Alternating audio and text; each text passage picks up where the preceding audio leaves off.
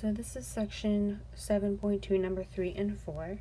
Number 3 wants you to find the values for each. So they want you to find the t value, t of alpha over 2. So what you're going to do for A, first we need to compute our degrees of freedom since we're using t. And remember, degrees of freedom is equal to n minus 1. So for A, our degrees of freedom is 18 minus 1, since n is 18, which is 17. And they have a 99% confidence interval at degree of freedom of 17. So what we're going to do is we're going to go over to our chart. Let's use red for A. And we're going to go over to a 90% confidence interval, which is right here. And we're going to go to degree of freedom of 17, which is right there. And we're going to find where they meet. So your t of alpha over 2 is 2.898.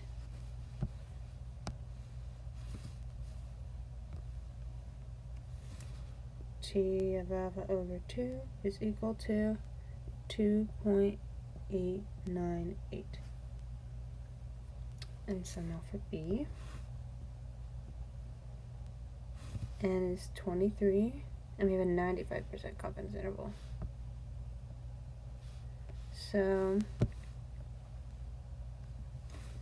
our degree of freedom here is 23 minus 1, which is 22. And we have a 95% confidence interval. So let's go to our chart. 95% confidence interval and degree of freedom of 22. And they meet right here, 2.074. That's our t. T of alpha over 2 is equal to 2.074. And now C, n is 15, and they have a 98% confidence interval. So degree of freedom is equal to 15 minus 1, which is 14. Here's 14. And a 98% confidence interval. So we go 98. And they meet right there, 2.624.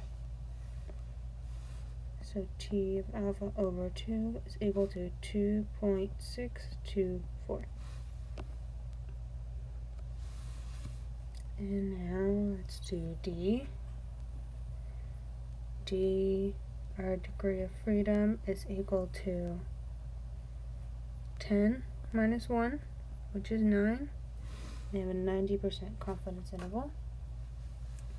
Here's 90%. And our degree of freedom is 9. And they meet right there, 1.833. So t of alpha over 2 is equal to 1.833. And lastly, E,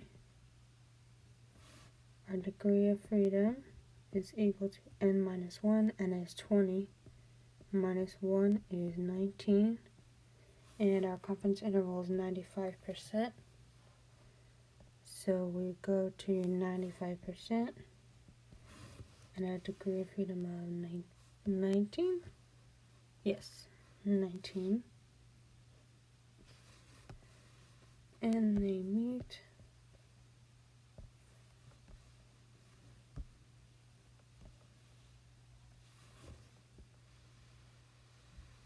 right there, 2.093. So t of alpha over 2 is equal to 2.093. And that's how you do number 3. Number 4 wants to know, when should the t-distribution be used to find a confidence interval for the mean? So there's this chart on page 386, and it basically tells you when you need to use it. So you'll use it when the population, remember, sigma is the population standard deviation. If they gave you the population standard deviation, then you're going to use z and alpha in the formula.